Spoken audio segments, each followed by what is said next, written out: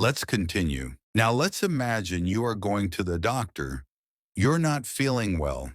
You walk in and say, "Hi, I have an appointment." The receptionist asks, "What's your name?" You answer, "My name is your name." They ask you to wait.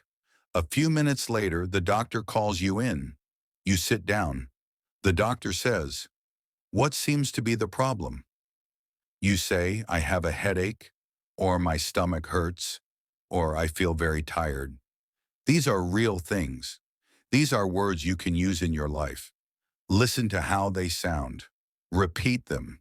Imagine yourself in that situation. What would you say? How would you feel? Now let's go to the supermarket. You're shopping for food. You say, "Where's the bread?" Or "How much is this?" At the checkout, the cashier asks, "Do you want a bag?" You say, "Yes, please," or "No, thank you." These short exchanges are common and useful. You don't need big words to speak well. You just need the right words, the right tone, the right attitude. Practice using these simple interactions over and over again. Next, let's talk about confidence. Confidence does not mean speaking perfectly. Confidence means trying even if you make a mistake. Imagine this. You say something wrong, and the other person still understands you. That's a win. You spoke. They understood.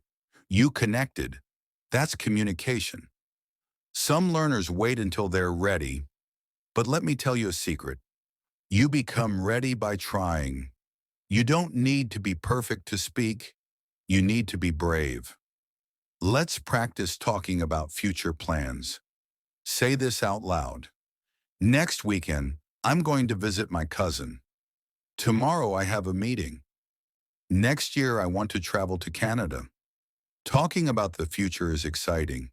It helps you dream in English. You can also talk about the past. Yesterday I watched a movie. Last week I went to the beach. I studied English for 1 hour. Use simple past tense. It's powerful. The more you speak about your life, past, present, and future, the more you bring English into your world. It's not just a school subject. It becomes a part of who you are. Sometimes people ask, "What's your goal?" You can say, "I want to speak English fluently." That's a great goal, but I'll give you a better one. I want to speak English comfortably, with confidence every day. That's a goal you can reach one step at a time. Let's try a new technique, storytelling. Imagine you are telling a story about your first job. You say, "When I was 18, I got my first job. I worked in a cafe. I made coffee and cleaned tables. At first I was nervous, but after a few weeks I felt better.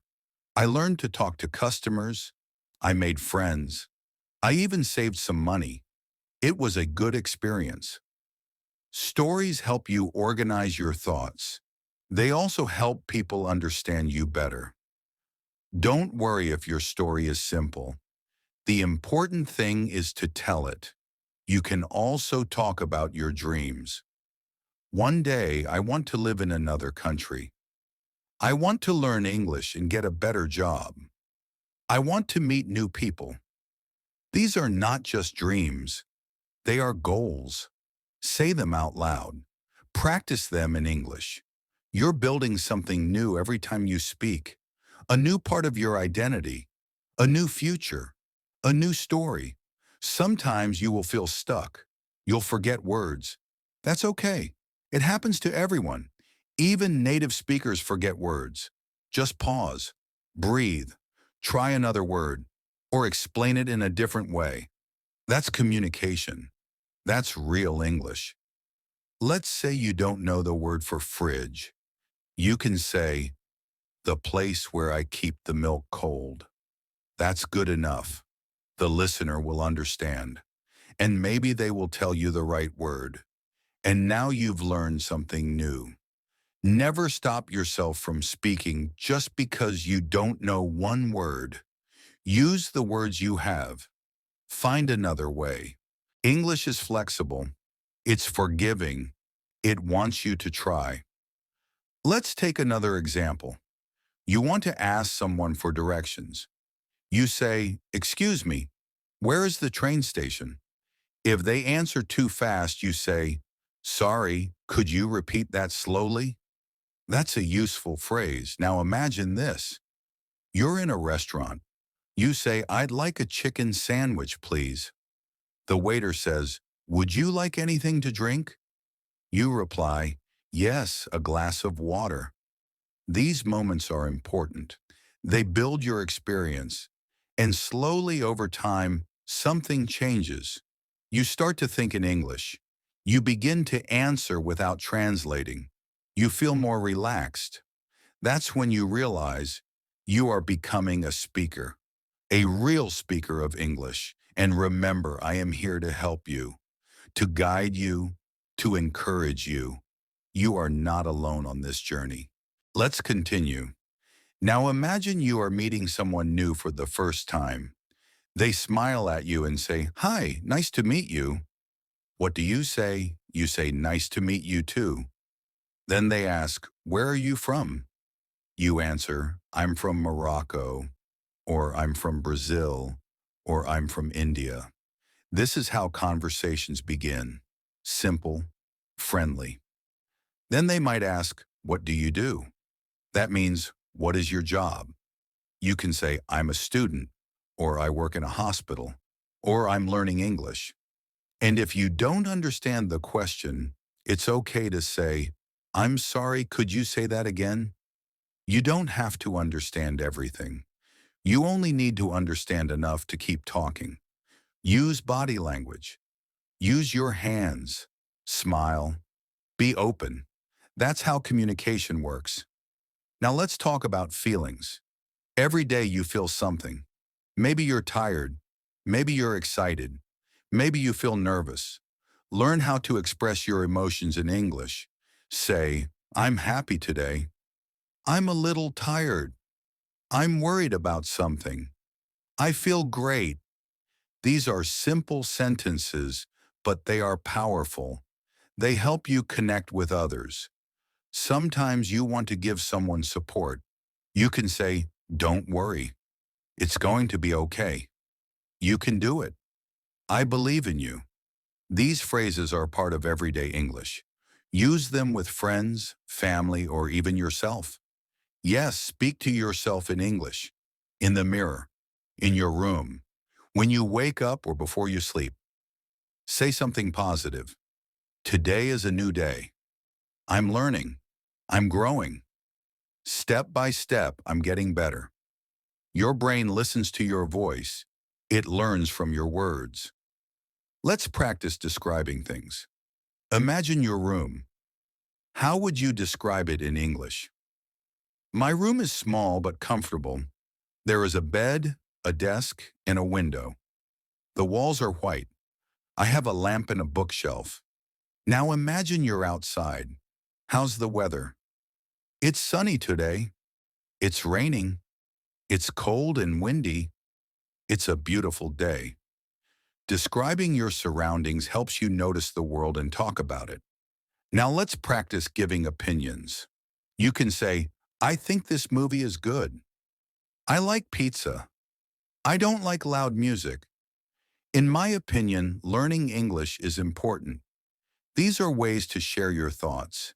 Everyone has opinions, and it's good to practice sharing yours. Do you want to agree with someone? Say, "I agree."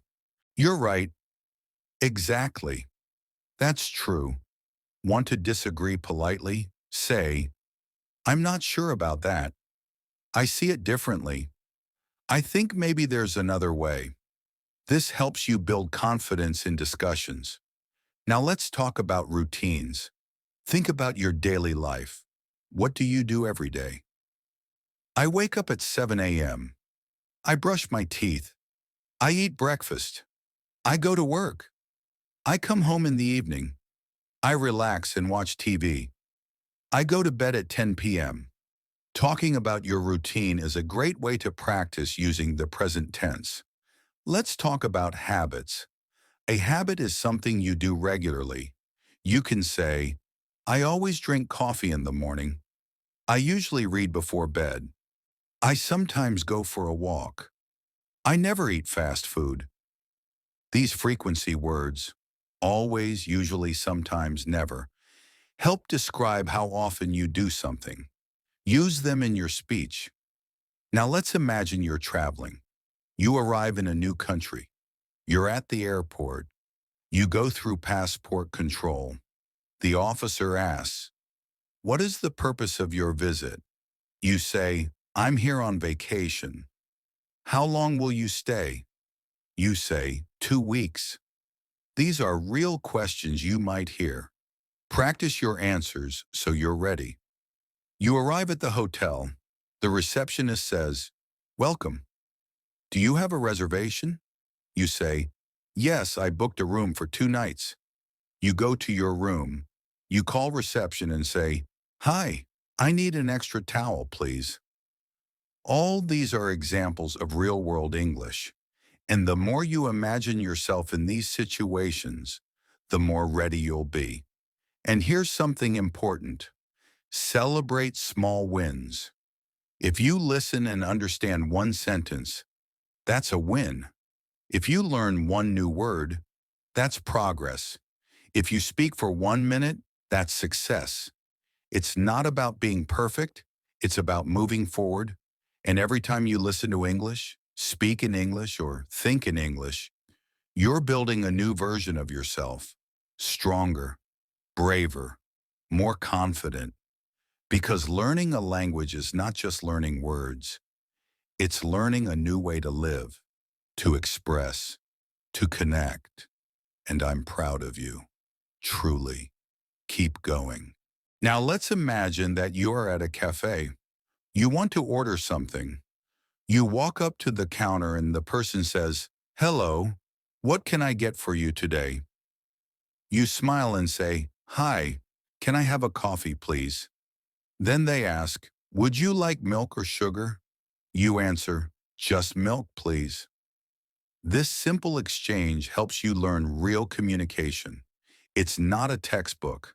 It's life. And it's all about confidence. Don't worry about perfect grammar. Focus on expressing yourself. People will understand you. Now think about shopping. You go into a store. You see something you like. You ask, how much is this? The seller says, it's $15. You can say, okay, I'll take it. Or, that's too expensive. Do you have something cheaper? These phrases are very useful. You can also say, I'm just looking, thank you. Or, can I try this on? If you're buying clothes. You see, English is everywhere in your life. The more you use it, the more natural it becomes. Let's talk about phone calls. Many people feel nervous about speaking English on the phone. But you can practice. When someone calls, they might say, hello, this is Sarah. May I speak to John? You can reply, just a moment, please. Or, I'm sorry he's not available right now. You can also leave a message.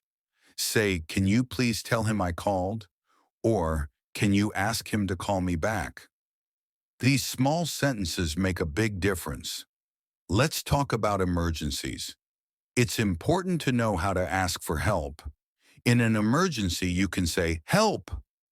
Call the police! I need a doctor! There's been an accident. These are words we hope you never need, but they're important to know. Now let's go back to talking about yourself. Practice saying who you are. I am friendly. I am honest. I am hardworking. You can also say what you like. I love reading. I enjoy cooking. I like traveling. And don't forget to talk about your dreams. I want to become a nurse. I hope to visit New York someday. I dream of speaking English fluently. Your goals give your learning purpose. So now take a deep breath. Look how far you've come.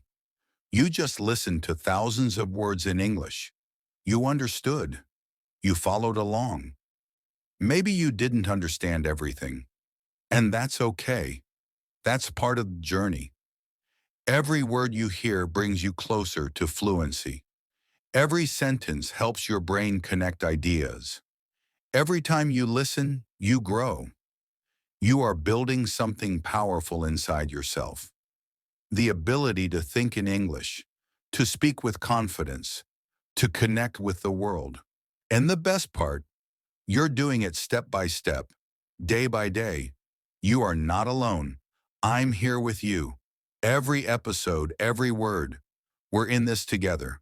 So keep listening, keep practicing, keep believing in yourself. One day you will speak English without fear. One day you will help others like you're helping yourself now. One day English will be your tool, not your challenge. And until that day comes, and even after, I'll be here, talking to you, believing in you. Thank you for being here. Thank you for listening. Thank you for not giving up. Now take this English with you. Take it into your thoughts, into your conversations, into your dreams. You are ready, and I'll see you in the next episode.